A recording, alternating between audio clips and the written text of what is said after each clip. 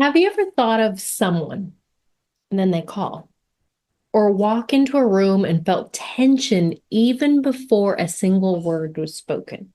Or maybe you've stood under a sky full of stars and knew deep in your bones that you're not separate from any of it?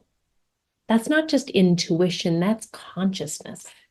And it might also be physics.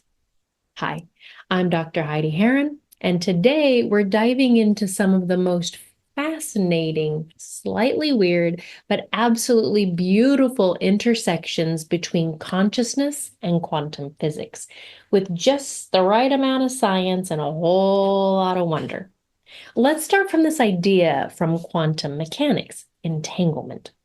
Einstein, Einstein called it spooky action at a distance because what it means is when two particles become entangled, they stay connected, even when they're light years apart. Change one, and the other responds instantly. It's like a cosmic WhatsApp group with zero lag. Now, quantum physicists are still debating how this works, but for those of us exploring consciousness, it raises an actual exciting possibility. What if we too are entangled, not just with people, but with life itself? Think about it. You've probably felt a loved one's emotion across the distance. You've probably walked into nature and felt your whole nervous system exhale. And you've probably sensed what's happening inside of you affects what shows up around you. That's entanglement. That's consciousness in relationship. And the more we study the mind and the quantum field, the more we see that this might not just be coincidence. Physicist David Bohm spoke of the implicit order, a deep layer of reality where everything is already connected. He said, the separateness of things is an illusion. Underneath everything is enfolded into everything else. In other words, we're not separate waves crashing into each other. We're part of the same ocean moving in different ways. Now, let's talk about duality, another juicy topic that shows up in both conscious work and quantum science. We live in a world of opposites, light and dark, good and bad, right and wrong, me and you. But what if those opposites aren't really separate? In the quantum world, light can behave as a wave and a particle at the same time, not either or, but both and. And in consciousness, we're learning that you can hold paradox too.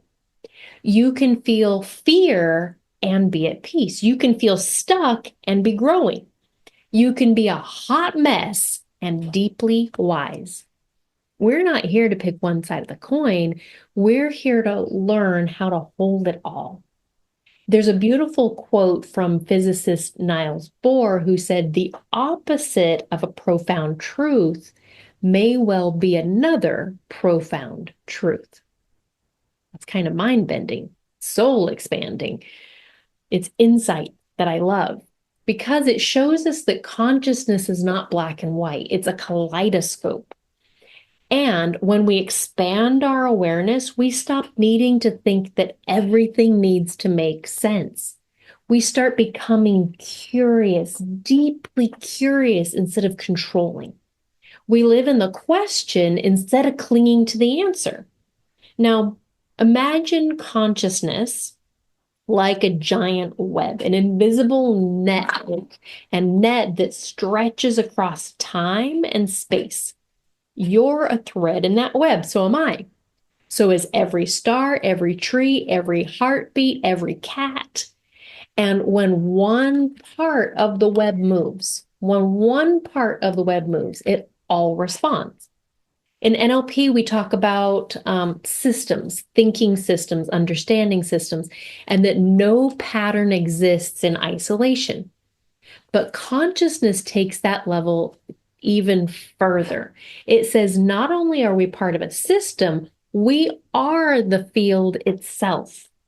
Spiritual teacher Rupert Spira puts it this way. He says, consciousness is not something that we have, it is something that we are. And when you start seeing yourself not as a disconnected person trying to navigate life, but as a conscious expression of the field itself, your experience begins to change. You become more intuitive, more aligned, more attuned to synchronicity. You begin to notice that what you think, feel, and focus on ripples outward. And the universe, it starts to feel less random, more responsive. Now, this doesn't mean that you can control everything. Consciousness isn't about control, it's about co-creation. It's about choosing how you show up, what signal you broadcast, and what meaning you assign. And from that place, you influence the field around you, not with force, but presence.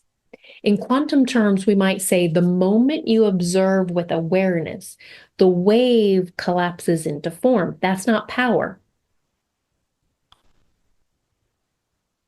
not hustle power, not force your way through the universe power.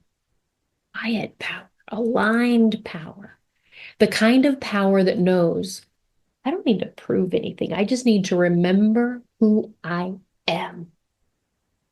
So if you're someone who's been feeling disconnected lately, pulled in 1,000 directions by the noise of this world, this is your gentle reminder.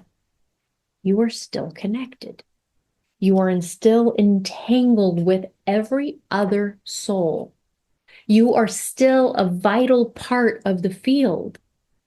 And when you pause, breathe, and return to that awareness, you come back into the current, back into the resonance, back into relationship, rapport with life.